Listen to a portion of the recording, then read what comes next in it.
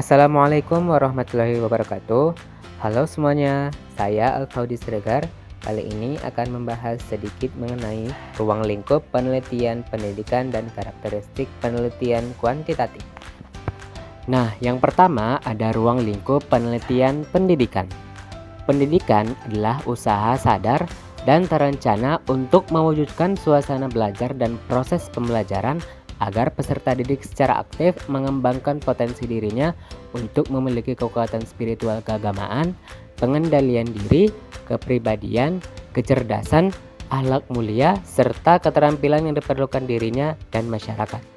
Dapat disimpulkan bahwa pendidikan adalah usaha sadar untuk mengembangkan potensi individu dalam aspek spiritual, intelektual, dan keterampilan, sejalan dengan nilai-nilai budaya masyarakat. Pendidikan dan budaya saling memengaruhi dan berkembang bersama untuk membentuk pribadi yang berkarakter dan berkontribusi bagi lingkungan.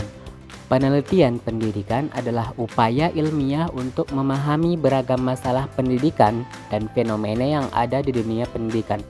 Fenomena merujuk pada masalah yang muncul dalam sistem pendidikan formal, non-formal, maupun informal.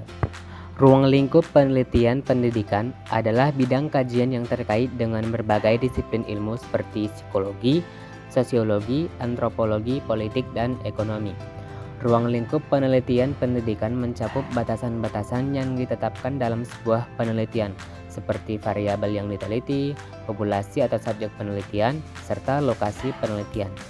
Penetapan ruang lingkup ini penting untuk memastikan fokus dan kejelasan dalam proses penelitian.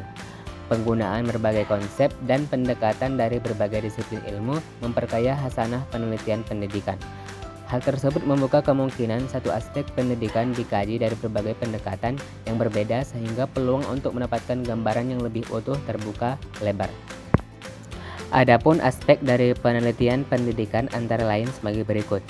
Yang pertama ada sistem pendidikan, yang kedua falsafah pendidikan, yang ketiga kebijakan pendidikan, yang keempat teori-teori pendidikan, yang kelima manajemen pendidikan, yang keenam satuan pendidikan, yang ketujuh jenis pendidikan, yang kedelapan program pendidikan, 9 proses pembelajaran, 10 kontribusi pendidikan bagi bangsa dan negara, 11 ilmu-ilmu pendukung pendidikan, dan yang ke-12 fungsi penelitian pendidikan.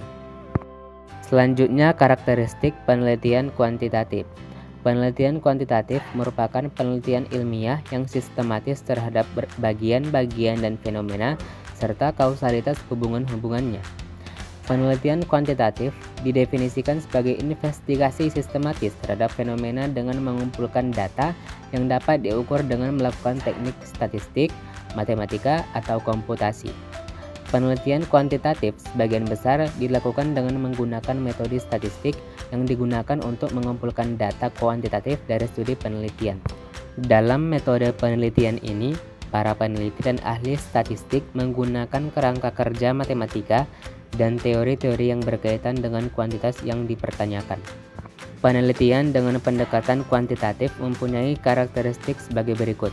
Yang pertama, penelitian kuantitatif merupakan penelitian yang dilakukan untuk menjawab pertanyaan dengan menggunakan rancangan yang terstruktur sesuai dengan sistematika penelitian ilmiah.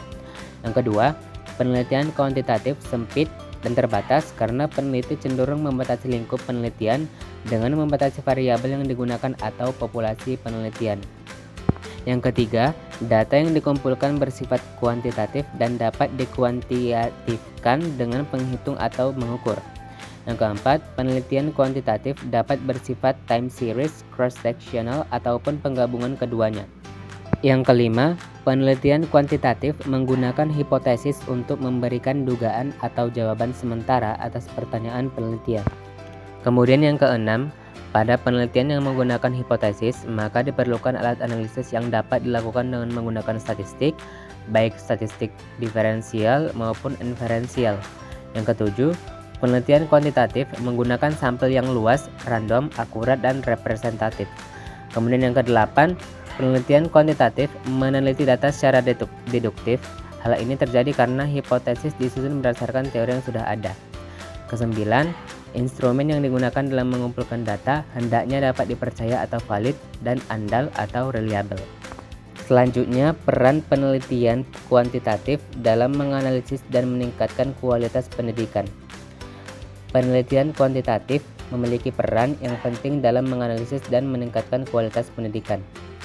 Dengan menggunakan angka untuk menganalisis data, penelitian ini memungkinkan kita untuk melihat pola yang berkaitan dengan faktor-faktor yang memengaruhi kualitas pendidikan. Penelitian kuantitatif sangat penting untuk meningkatkan kualitas pendidikan karena memberikan data yang jelas dan dapat diukur. Dengan data ini, sekolah dapat membuat keputusan yang tepat berdasarkan fakta, bukan hanya perkiraan. Metode ini juga membantu dalam melihat seberapa baik kinerja siswa dan guru. Misalnya, dengan mengetahui seberapa baik siswa belajar dan seberapa puas mereka terhadap pengajaran yang diterima. Penelitian kuantitatif juga bermanfaat untuk menilai efektivitas kebijakan atau program pendidikan dengan melihat hasil sebelum dan setelah kebijakan diberlakukan, sehingga kita bisa tahu apakah kebijakan tersebut berhasil atau tidak. Hasil dari penelitian ini memberikan data yang jelas dan dapat dipercaya, yang sangat penting untuk membantu pengambilan keputusan dalam merencanakan strategi yang lebih baik untuk pendidikan. Terakhir, penelitian kuantitatif juga membantu dalam mengembangkan alat ukur atau kuesioner yang dapat diandalkan untuk mengumpulkan informasi tentang pendidikan, seperti kepuasan siswa dan orang tua. Secara keseluruhan, penelitian kuantitatif memberikan pemahaman yang lebih baik tentang isu-isu dalam pendidikan dan membantu kita mengambil langkah-langkah yang tepat untuk meningkatkan kualitasnya. Mungkin sekian yang dapat saya sampaikan. Terima kasih sudah menonton video ini. Wassalamualaikum warahmatullahi wabarakatuh.